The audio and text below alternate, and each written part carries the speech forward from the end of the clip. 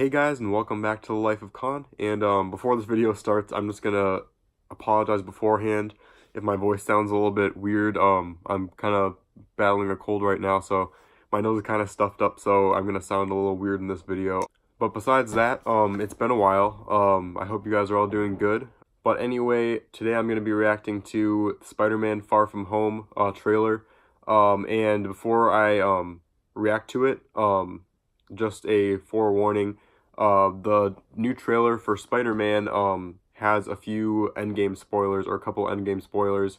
I've heard that it has a couple spoilers. So if you haven't seen Endgame yet, I'm gonna try and release this a little later than I'm uploading it, because I want to give people a little more of a chance to see it before they watch and avoid spoilers. But it does have a couple spoilers, so again, if you have not seen Endgame, do not watch this. But for those of you who had seen Endgame, Spider-Man Far From Home is coming out, and it's going to be mid-July, I believe, and that's going to be right around my birthday. And for those of you who don't know, I love Marvel, I love Spider-Man. I think, I'm not sure how popular of an opinion this is, but I think that the Tom Holland Spider-Man is definitely the best version that we've seen so far. So it's a new story, and I can't wait to react to this trailer. I held off all day to watch it because it just came out today. So I'm going to react to it for you guys, and I hope you guys enjoy. I'm really excited. Okay, so I'm making this part of the video after doing all the other parts of the video, after reacting to the trailer and everything. But I'm not sure if I'm going to put this at the end or at the beginning before the trailer reaction. I realized I never really gave my take or explained what I thought of Infinity War to the full extent. I watched Infinity War on Sunday, which was 4 days after it came out. I was blown away by how good it was. So there's a lot of movies that are 3 hours that just like buzz right by, and you're like, how did they go by that fast?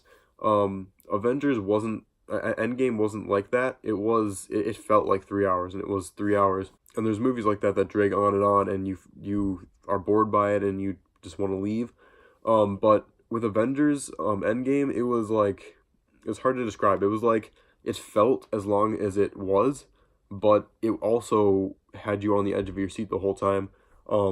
The pacing of it was really genius, because it took you through the whole journey, and it wasn't just a whole bunch of action sequences all packed into this 3 hour movie. They really developed a lot throughout the movie, and I really loved it. If I haven't said that yet, I thought it was an amazing movie. It was a great way of wrapping things up. Losing Iron Man, definitely a big blow. There are definitely some teary eyes in the theater. I didn't cry because I don't cry, but my girlfriend did definitely cry, and there were a lot of people that did.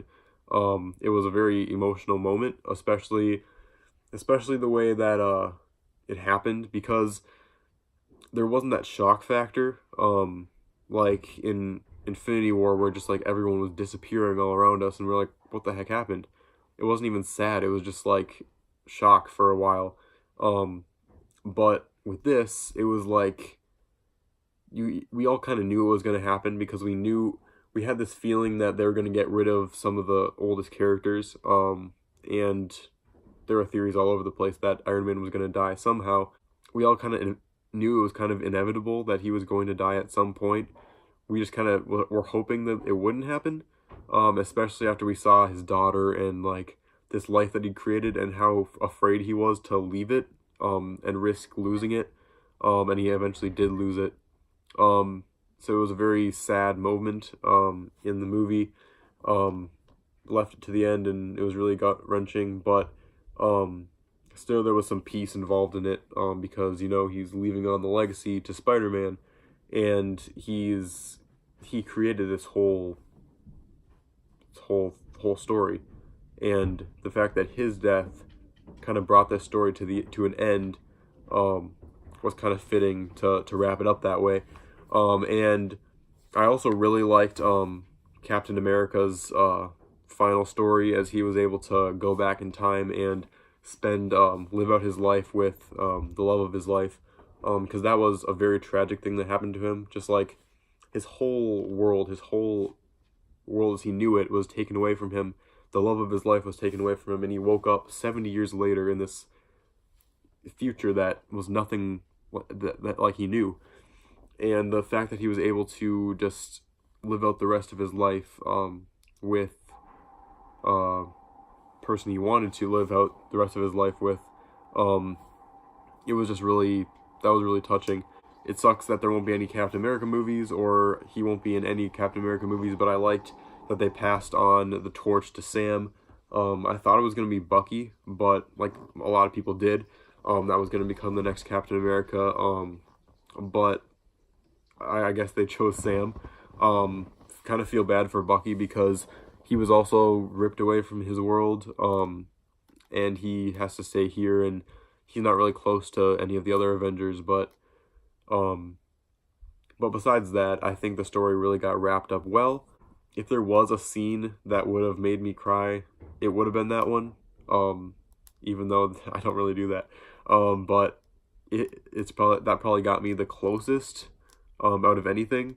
Anyway, that was a really long analysis of it. I'll get back to the video or the end of the video. I really don't know when I'm going to put this in. I'll let future me decide that. But anyway, that's my take on Avengers Endgame. Alright, I'm ready. I hope you guys are too. Let's watch. The Spider-Man Far From Home trailer is about to play, but if you haven't seen Avengers Endgame yet, stop watching because there's some serious spoilers about to come up. But if you have seen Avengers Endgame, enjoy the trailer. I will enjoy Tom Holland. Everywhere I go, I see his face. I just really miss him. Yeah, I miss him too. I don't think Tony would have done what he did if he didn't know that you were going to be here after he was gone. Exactly.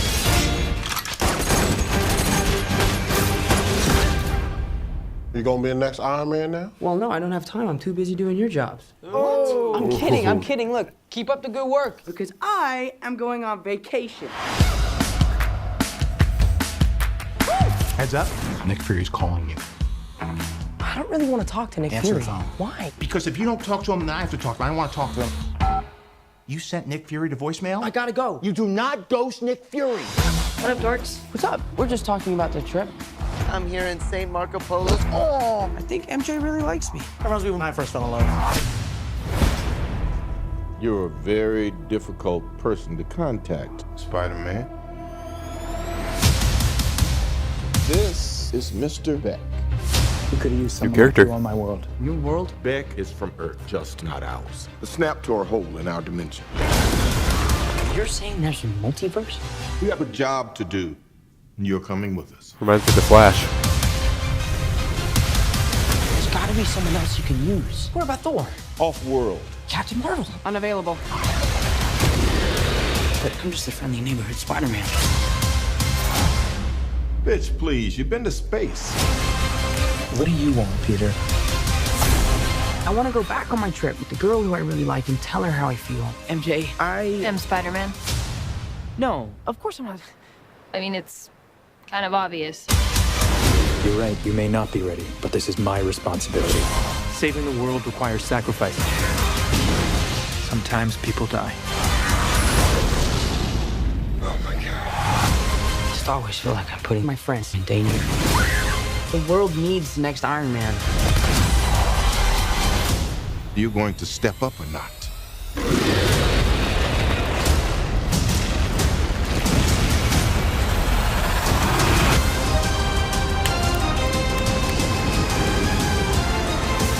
gotta get you guys out of here! Get on the jet! Who are you? I work with Spider-Man. You work for Spider-Man? I work with Spider-Man, not for Spider-Man. New plan! Oh, that's great. Alright, so after watching that trailer, I am even more excited to watch Spider-Man Far From Home. They didn't say exactly when in the summer it was coming out, but I heard it was going to be in July. And so yeah, again, that's really close to my birthday, so I'm really close to watching it. I mean, really excited to watch it that close to my birthday. And for one thing, I gonna say again, the Iron Spider suit just looks really cool. I think it was really a really cool like transition that they did, because he goes from the new cool looking suit to the even cooler Iron Spider suit, and it kind of symbolizes that transition from Iron Man and Spider-Man, because Spider-Man's kind of has to like take on the role of Tony and become kind of like the new Iron Man in his place. And you saw a lot of transitions from like one superhero passing the torch to the next generation. You saw that a lot in Endgame. So that whole Iron Spider suit idea was really cool, and a really good idea that for them to use that, and it just really looks really cool in general.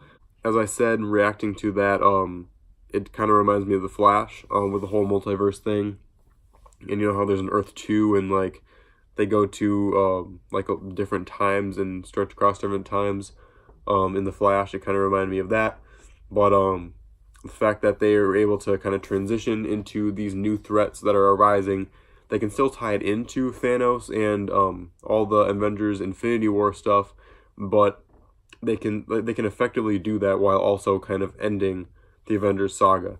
So I think it was really cool that they were able to bring one thing to an end, but also tie those aspects into a new set of stories. And with Spider-Man, they do it even better, because in Spider-Man you have this this young, well, not as young as before, because they had that 5-year difference, which I think is kind of smart, because Tom Holland is a lot older than 15, which is what he was originally. But anyway, he's still young, and he's kind of making his way through the world, and he's still kind of a teenager, and he's, you know, just inexperienced, but he's making his way through, and he's gaining more and more experience. And I think that's just a really cool aspect to add in with that kind of young character, kind of carefree character. There's a lot of quips, a lot of just like funny moments that happen throughout the movie that kind of are good diversions from like the tense and just like pivotal moments in the movie. So I really like Tom Holland's character. I think the whole thing as a whole is just gonna be really cool. I love that they're, as I said before, continuing the saga, and just kind of like carrying on from what they said would be the highest grossing movie for the last, I don't know how many years. I'm pretty sure it's the highest grossing movie, maybe even of all time, because it was a big deal. That being said, that was my reaction to Spider-Man Far From Home trailer. Really looking forward to watching this. And I just love Spider-Man. I love Marvel.